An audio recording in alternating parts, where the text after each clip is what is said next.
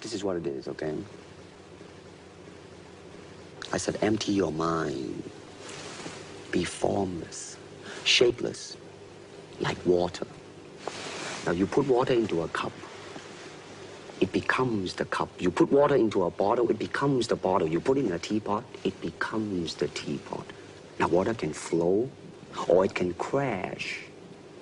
Be water, my friend. This is a water droplet that you're going to see. And in this water droplet, a frequency is being pumped into this water droplet.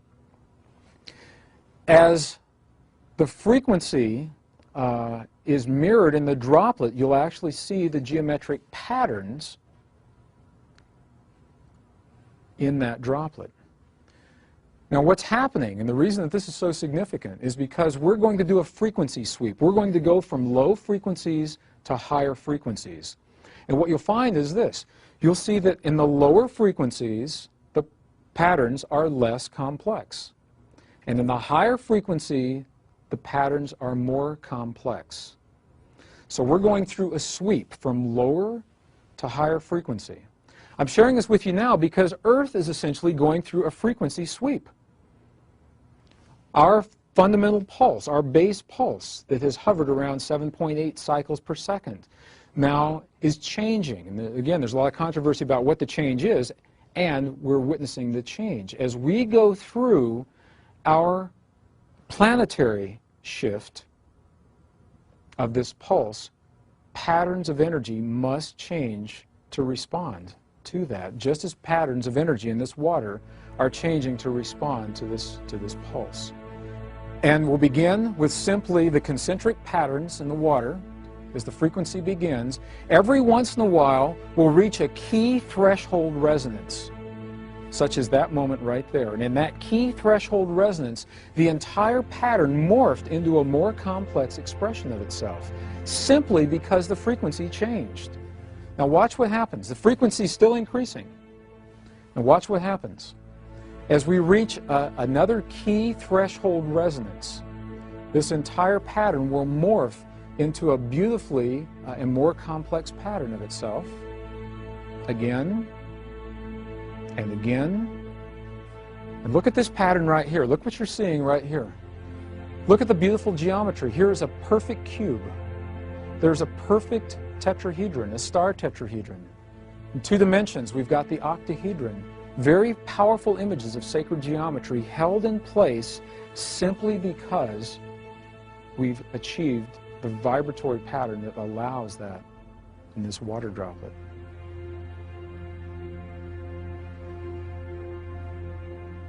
And as the vibration increases, these patterns will become more and more complex. You can see the pulse from where you are. Can you see the pulse actually in the water?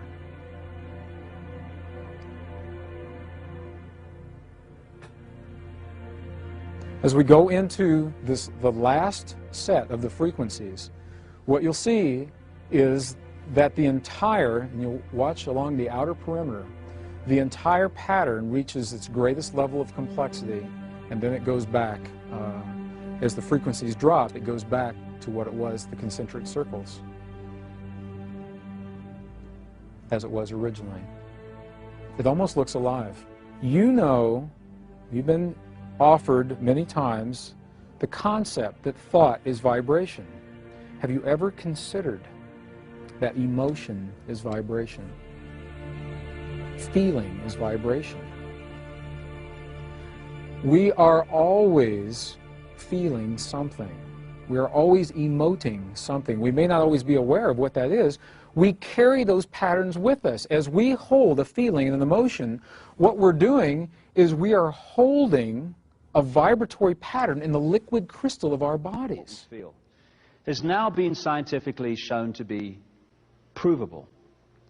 And what you're going to see now are what happens to particles of sand and other various particles when a sound resonates across a plate and resonates those particles in tune with the sound. Because when we think, we're not just sending out a wave which resonates the energy, we're sending out on a frequency outside of the range of human hearing, we're sending out a sound. Everything is sound. When we think a sound goes out, it resonates the energy around us to that sound. And what you're about to see are some pictures that show this happening when sound is introduced, and how sound takes random particles and turns it into astonishing form. And that's how this universe was created. In the beginning was the Word, and the Word was sound. So what you're looking at here is merely particles formed into patterns by sound. They were all over the place to start with, just in random positions on the plate. As soon as the sound appears, they form into these patterns, because everything is sound, and it is sound that turns matter and energy into form. Patterns on wings of birds and insects are all the manifestation of the sound vibrations. Every organ in our body resonates to a certain frequency. And when our thoughts and emotions and stress and the vibrations that causes de-harmonize the vibrational state of our various parts of our body, we become ill. We think ourselves into illness because we're affecting the vibrational state of the body. And so every time you think and feel, you're resonating a frequency which is making the energy around you resonate to the same frequency. What you give out is what you create.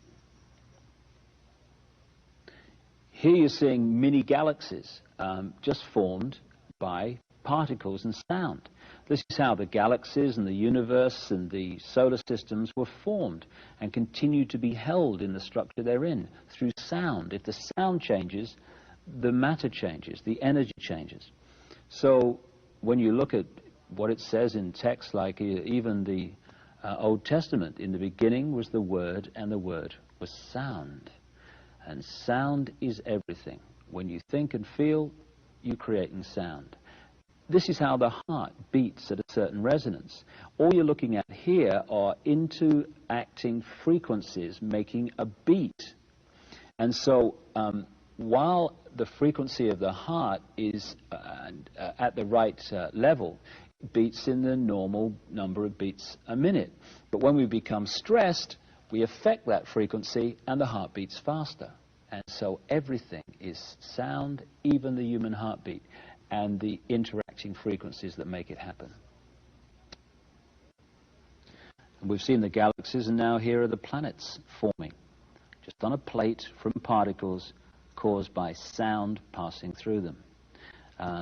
This planet has a resonant frequency. It's called the Schumann cavity resonance. But basically, while that frequency holds, the planet will hold its present form. If the frequency changes, the form will change. It's the same with everything.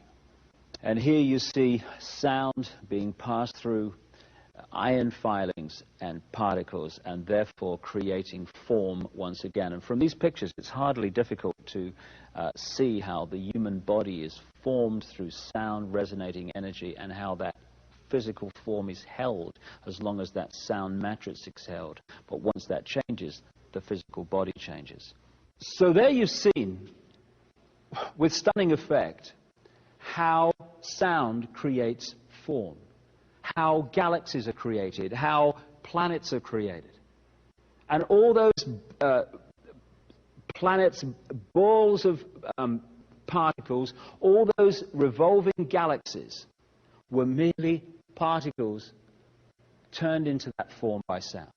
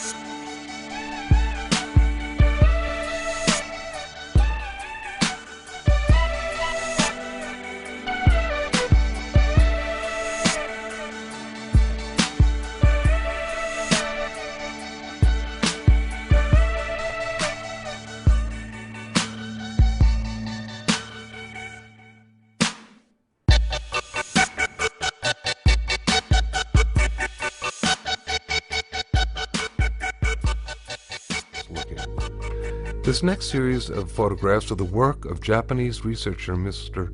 Masaru Emoto from his book, The Message from Water.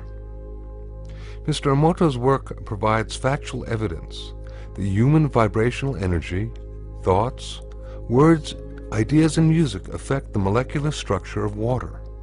Please remember that water comprises over 70% of a mature human body and covers the same amount on our planet. Water is the very source of all life. This photo shows the beautifully formed geometric design of the Yushi Spring water. This next photo is from the Shimanto River, the last clean spring in Japan. Notice the extraordinary geometric forms. The fact that the molecular structure of water can be affected by our consciousness, our intent, and our sounds is extremely important. This photo is from the Mount Cook Glacier in New Zealand. Mr. Emoto has been visually documenting these molecular changes in water by means of his photographic techniques. He freezes droplets of water, then examines them under a dark field microscope that has photographic capabilities. His work clearly demonstrates the diversity of the molecular structure of water and the effects of the environment upon the structure of the water. This photo is from the fountain in Lourdes, France.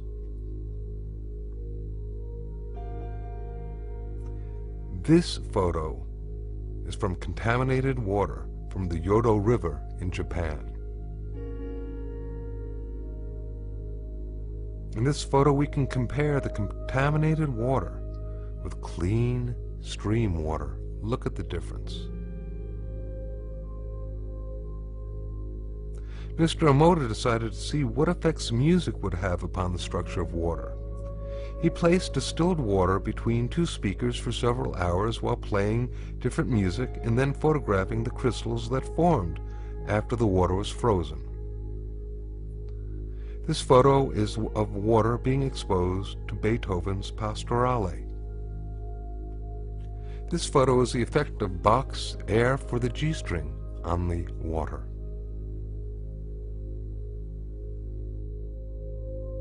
This photo is water exposed to Chopin's Farewell Song.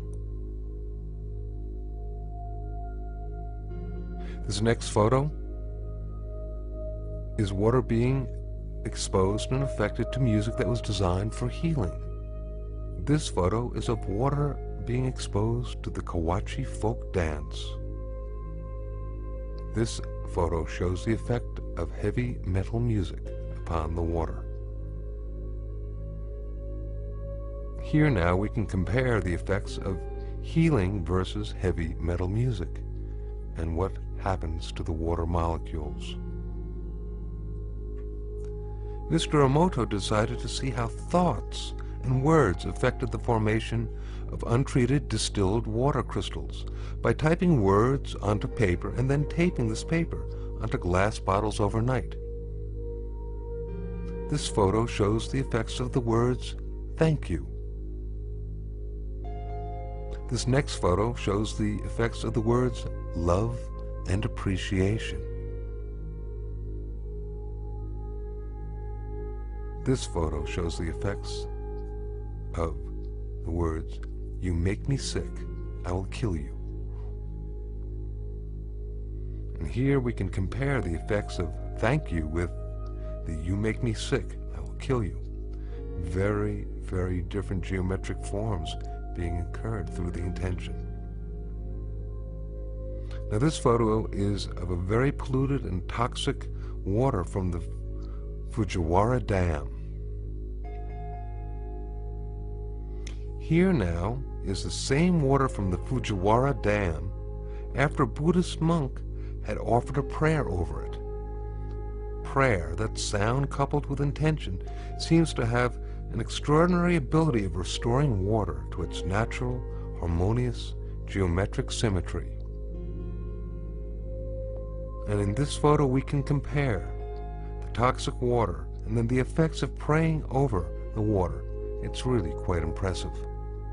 These photographs that we have just seen show proof that not only does sound have the ability of affecting and changing physical structure, but that with regard to the molecular structure of water, that our intent with our sound is extremely important.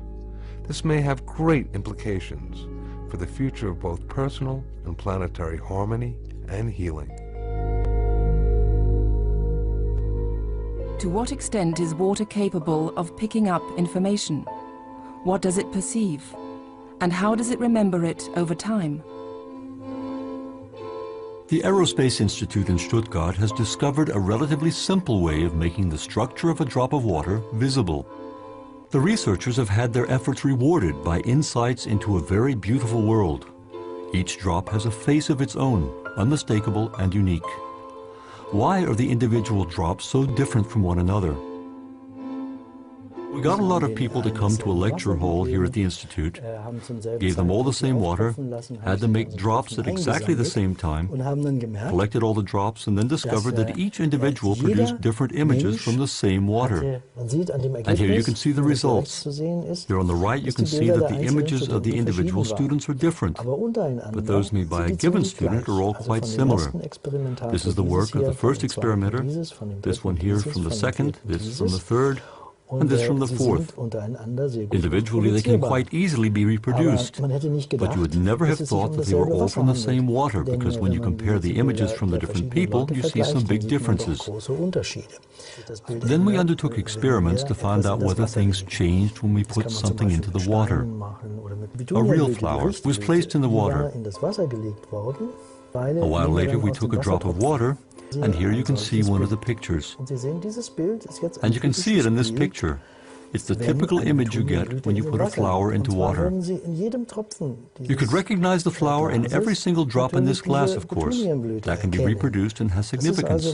And if you were to put a different flower in here, for example, a Sweet William flower, then all the drops of this water would look like Sweet William.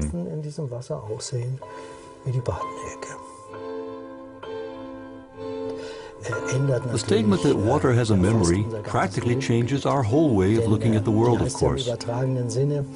Let's travel down the Rhine in the figurative sense. The water is flowing down the Rhine, picking up information everywhere it goes. So the water has more information at the mouth of the Rhine than it had at the source. And the Dutch, living at the mouth, when they drink that water, they're also drinking all that information. Thus, the world's oceans would no longer be something that separates us, but instead a giant storehouse of information, and the rain would perhaps be a data medium carrying information to the world. Now, Mr. Emoto speaks of the thought or intent being the driving force in all of this. The science of how that actually affects the molecules is unknown, except to the water molecules, of course. And it's really fascinating when you keep in mind that 90% of our bodies are water.